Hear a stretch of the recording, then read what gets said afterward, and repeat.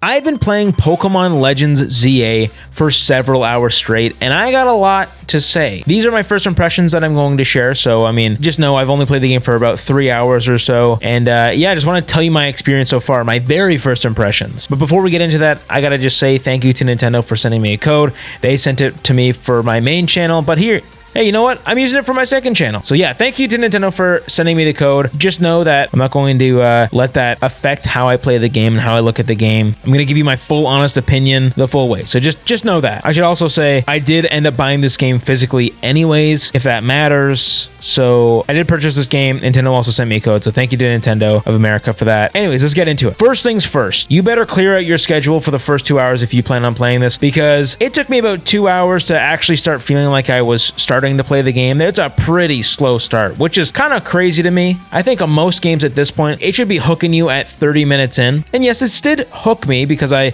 do like Pokemon, but if you're new to Pokemon and you don't really understand Pokemon, having this slow of a start can be a little like, bro, just give it to me. Just hurry up. Just tell me. I wish it was a little more learn as you go instead of them explaining it fully to you and then tying it in with the story and then showing you everything you need to do. But yeah, I get it. It's setting up the story and all that stuff. It's not horrible, and it's definitely a lot better than some other Pokemon games I've played. Pokemon Legends Arceus was horribly slow when you started it, and the story wasn't even that good in my brain. I mean, the story was good, but the writing wasn't as good, which made it really difficult. Just made me want to skip every single cutscene that I had in that game. Thankfully, in this case, the rating's actually a lot better from what I can tell. It's a lot less toned towards kids, and it's more adult friendly. Not adult friendly in the way that, kids can't play it, not that adult. Kids will enjoy it, but also it's not so geared towards kids that, I can actually digest it and understand what everybody's saying and, kind of relate with it. Like, it's a decent story now that it's not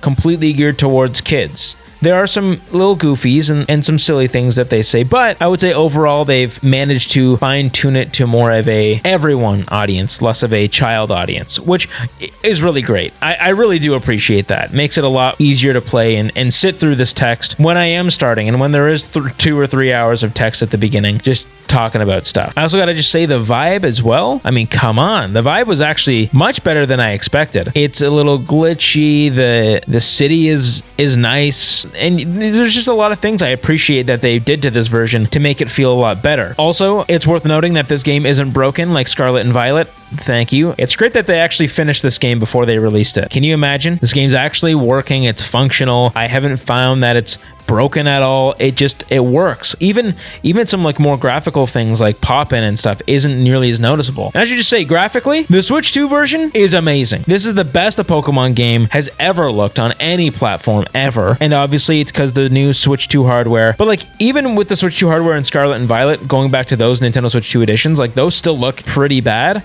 But in this case, like I definitely think they utilized more of the Switch 2's feature, mainly in the overall resolution and the frame rate. Like, even looking at the Switch 1 version of Pokemon Legends ZA, this definitely looks a little bit better in comparison to other Pokemon games for sure. Definitely doesn't look as good as some other first-party Nintendo games like, even Mario Odyssey on the Switch 1 or Donkey Kong Bonanza or anything like that. But it does look pretty good for a Pokemon game, which is still pretty mid in terms of like actual modern-day graphics. But they did do a lot of things like, the UI is now updated and it's nice and sharp. The grass, there's a little bit more grass than I expected. The textures are a little bit more detailed, but I think that all has to do with the overall resolution of the game and less the texture work themselves. Like, there's still a lot of work to be done that they could have done. Like, all these buildings still look pretty yucky. But regardless, that's how it looks graphically. That's what I think of it graphically at first glance. I don't mind the art style. I like the animation of the CGI cutscenes, or not even CGI, just most of the beginning cutscenes and like the actual animated cutscenes.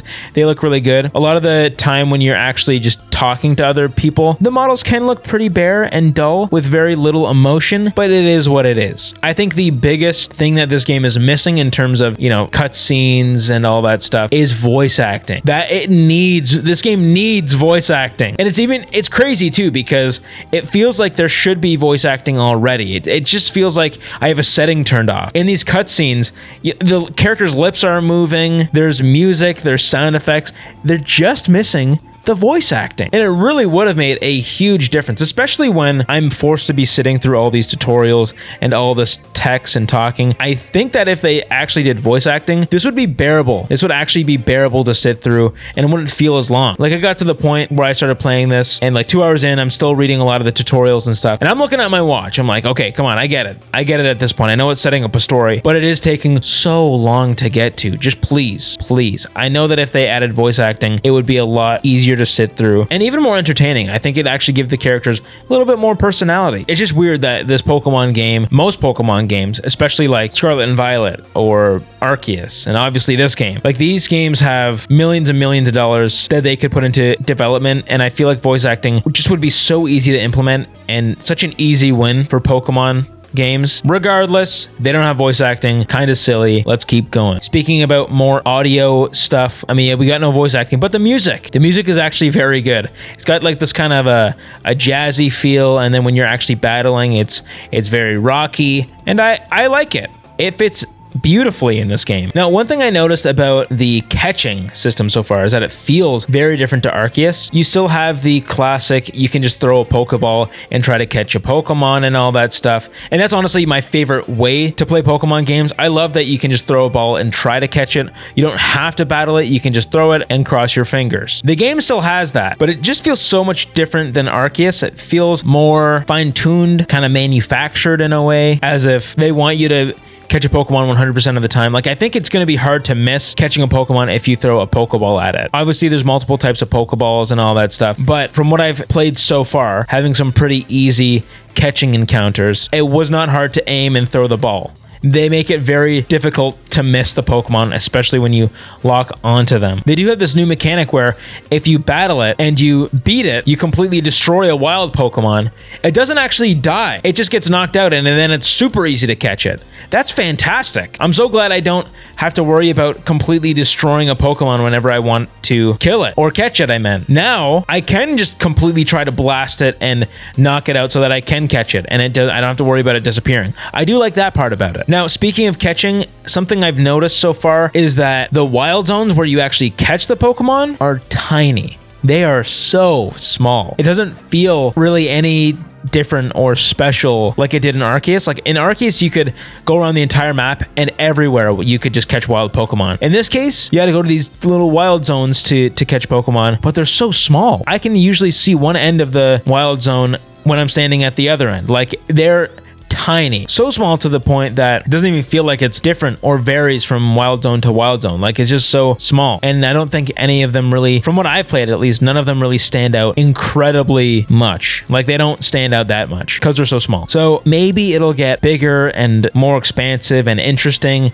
in these wild zones as I continue playing it, but that's just something I noticed so far. Catching Pokemon is a lot less exciting based on your environment. So that's something that I've noticed, that, you know, it's just different next to other Pokemon games, especially when Arceus and Scarlet and Violet were so much more open world feeling. This is just, yeah, it just feels condensed. Now the battling, we got to talk about the battling, because it definitely feels different than any other Pokemon game I've played. Even next to Pokemon Legends Arceus, now it does feel the closest to Arceus than any other Pokemon game, but here it's a lot fast-paced. They're a lot more dynamic because your Pokemon have to move around with you. Calling out your Pokemon are different, but I'll be honest, I haven't really battled too much to the point where I have a strong opinion on it, so I think I just gotta play it some more. But I do like the battling the most in this game than I think in any other Pokemon game, just based on my first impressions. I think there's a lot of potential once I start getting some more Pokemon and start exploring more of the city and getting further into the story and, you know, really beefing out my Pokemon. I think it's going to be a complete blast. So these are my first impressions so far. I'm liking it. Let me know what you think so far based on the amount of time you've played, and give me a ranking down in the comments below. And once again, thanks to Nintendo for sending me the code. Again, it doesn't change my opinion at all, as I hope you could tell in this first impressions video. And also stay tuned to the main channel,